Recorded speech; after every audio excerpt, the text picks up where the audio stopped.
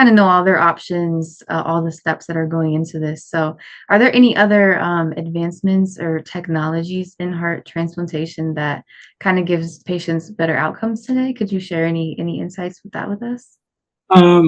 As you know, the as I was alluding to you before, Yeah. I think if you, I just put some numbers in the perspective. So, um, throughout the worldwide, we do like f- close to 5,000 transplants. In Oh US, wow. we do 2,200 transplants, right? So that's the limiting factor is the donor hearts. Yeah. Um, lately, we have seen a very an uptick in the numbers for transplant because of what we have. So there is something called donation before death and donation um, after death. Okay. So DCD is called donation after circulated death.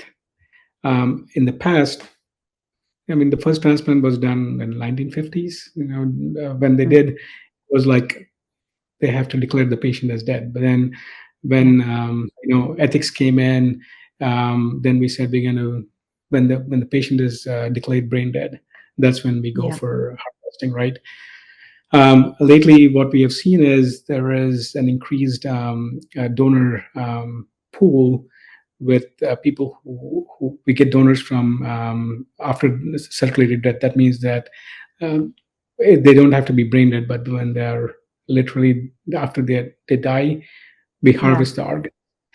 Hmm. And the transmedic device that we use to harvest that organ. So with that, I think the donor supply has gone up a little bit. So we have seen an uptick in the transplant volume over there, right? Yeah. Uh, the other thing that I would say is that in the past we used to use a cooler box. I mean, you go um, when we harvest the organ, we used to have a cooler box. You can get from Walmart or something, put it in an ice Yeah. pack and take. Now we have a Sherpa, share pack, which actually maintains the time because you don't have much time since by the time you take the organ out of the donor and into the recipient, it takes 4 to 5 hours. You have 4 to 5 hours of time. Oh wow. So maintain that organ in that time. So the thing is how Yeah. to minimize the damage, right? So I think we have some of those that come up. We have what we call donation after circulated death, which increase the donor numbers. And lately, we are talking about xenotransplant. Now, it is very fairly early in the field.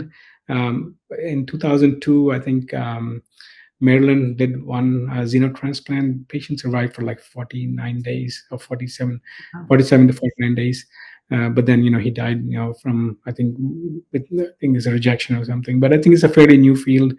The reason for xenotransplant is, the pig's heart pretty much is close to human heart. I mean, the only Yeah. difference is like pig's heart will have a thick septum, but Hmm. otherwise, the size and anatomically, it's pretty much close to human heart. So there are a lot Yeah. of research happening there. I think they're talking about genetic knockout, so they have to make um, what it's called genetic modification.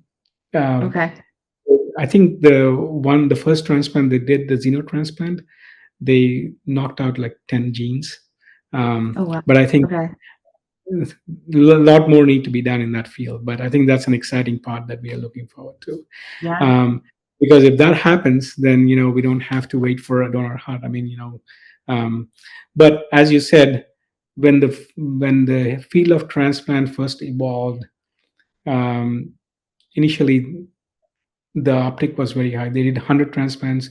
People died after 9, 10 days. There was a lull Hmm. in the field because we were still learning things.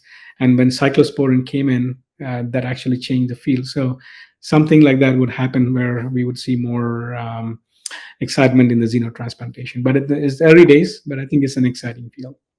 That's yeah, that's amazing to kind of hear all the advancements in this technology and everything.